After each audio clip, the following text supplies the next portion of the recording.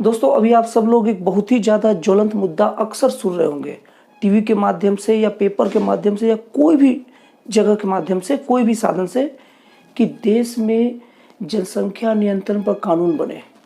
UP में जब से सरकार द्वारा घोषणा किया गया है कि जनसंख्या नियंत्रण पर कानून बनाया जाएगा, तब से हमारे देश के राजनीतिक गलियारों में पूरा भूचाल आ चुका है।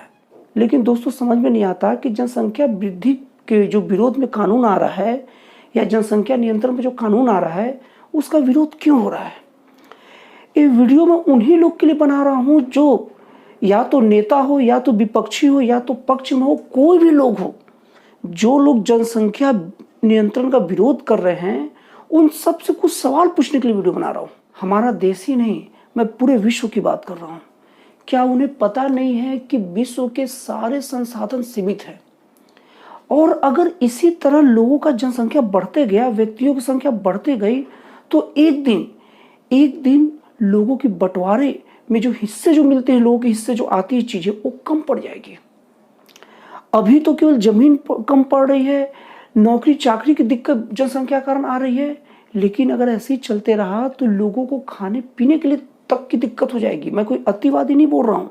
जब संसाधन सीमित हो और लोग बढ़ते जाए तो पर व्यक्ति के हिस्से में चीजें की कमी होना एकदम फिक्स है।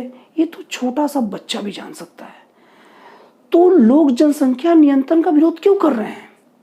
हमारे देश में विपक्ष की जो स्थापना है ना, बहुत ही पवित्र विचारों से किया गया था कि हो सकता है कि सत्ता पक्ष काम धाम में फंसा हो, बिजी हो, व्यस्त हो, और कोई गलत डिसीजन ले ले तो विपक्ष उसे रोकेगा, कारण बताएगा। तो विपक्ष का ऐसे काम पूरा होता है और उसकी पवित्रता दिखती थी। विपक्ष हमारे लोकतंत्र का अहम हिस्सा हुआ करता था, लेकिन अभी विपक्ष का जैसा रूपांतरण हो गया है, वो बस सत्ता पक्ष को घेरने की तैयारी में लगा है। इक्का दुक्का नेता को छोड़ दे, जैसे विवेक तनखा जी को छोड़ दिया जाए जो कांग्रेस के नेता हैं, लेकिन वो ऐसे इकलौते शायद नेता हैं या इकलौते बड़े नेता तो फिक्स हैं, एकदम निश्चित तौर पर है, जिन्होंने जनसंख्या नियंत्रण कानून का समर्थन किया है। हमारे देश में आज ऐसे ही विपक्ष की जरूरत है जो विरोध या समर्थन इस आधार पर न करे कि आवाज किस ओर से उठी है, समस्या का निदान किस ओर से किया जा रहा है, इस आधार पर उठे कि समस्या का निदान कैसे किया जा रहा है। विवेक तनखा जी ने एकदम विपक्षी पार्टी में होकर भी लिंक से हट के जनसंख्या नियंत्रण कानून का समर्थन किया है। तो दोस्तों ये वीडियो में उन्हीं जैसे लोग से कुछ सवाल पूछने के लिए बना रहा हूं कि आप जनसंख्या नियंत्रण कानून का विरोध किस हाल पकड़ते हैं? क्या आप बाहरी दुनिया में बिल्कुल नहीं रहते?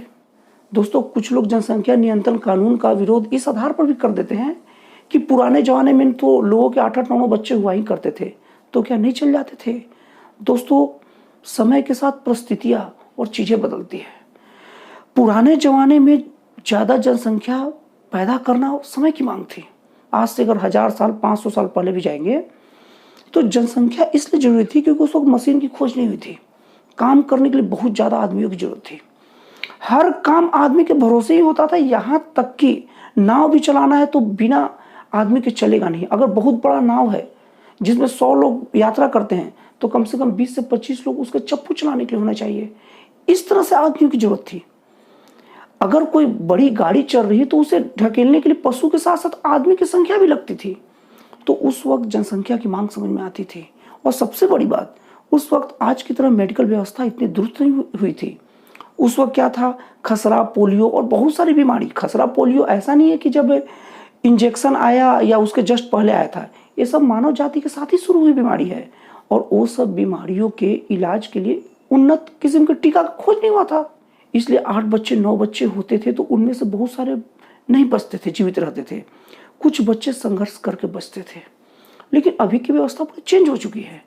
अब हमारे पास उन्नत मेडिकल व्यवस्था है, अच्छी टीकों की खोज हो गई है कि बच्चे को जन्म के साथ ही एक निश्चित समय अंतराल में लगा देते हैं तो जो बीमारी पहले कॉमन हुआ करती थी, लोगों को डरा देती थी और जान चली जाती थी, वो बीमारियां निश्चित तौर पर होगी ही नहीं।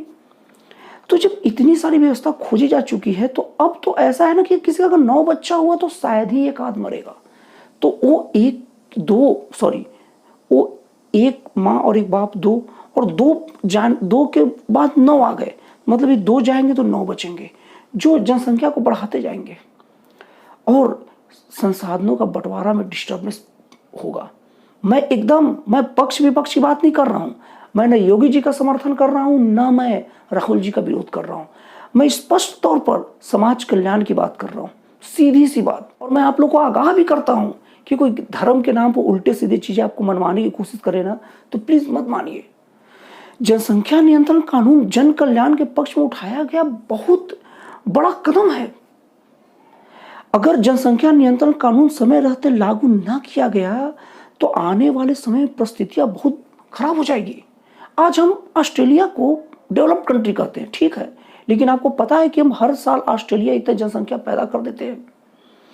मेरा स्पष्ट मानना है, मैंने जितना स्टडी किया है, जितना पढ़ा लिखा है, भारत में इतने ज्यादा संसाधन हैं, इतनी ज्यादा भारत में सुविधाएं हैं, इतनी उपजाऊ जमीन इतनी बड़ी संख्या में है कि अगर आज हमारी जनसंख्या ऑस्ट्रेलिया के बस बराबर हो जाए ना, बस ऑस्ट्रेलिया के बराबर हो जाए, तो आज हम ऑस्ट्रेलिया से डेवलपमेंट के मामले में बहुत आगे चल जाए। क्योंकि ऑस्ट्रेलिया का डेवलपमेंट का प्रमुख कारण वहां की कम जनसंख्या है। कुछ लोग ये भी तर्क देते हैं कि अगर हमारी जनसंख्या कम हुई तो हमारे देश में 30 साल 35 साल बाद युवा जनसंख्या की कमी पड़ जाएगी। लेकिन मैं ये कहता हूं कि 2 पर अगर 2 हुए तो कमी कैसा है, जैसा जनसंख्या आज है वैसे 30-35 साल बाद रहेगा। अभी मशीनों का जिस तरह से विकास होता जा रहा है, आदमी का शारीरिक श्रम तो लगभग खत्म हो चुका है। सब चीज केवल बस मानसिक श्रम ही बचा है, और मानसिक श्रम करने के लिए ज्यादा लोग की जरूरत भी नहीं है।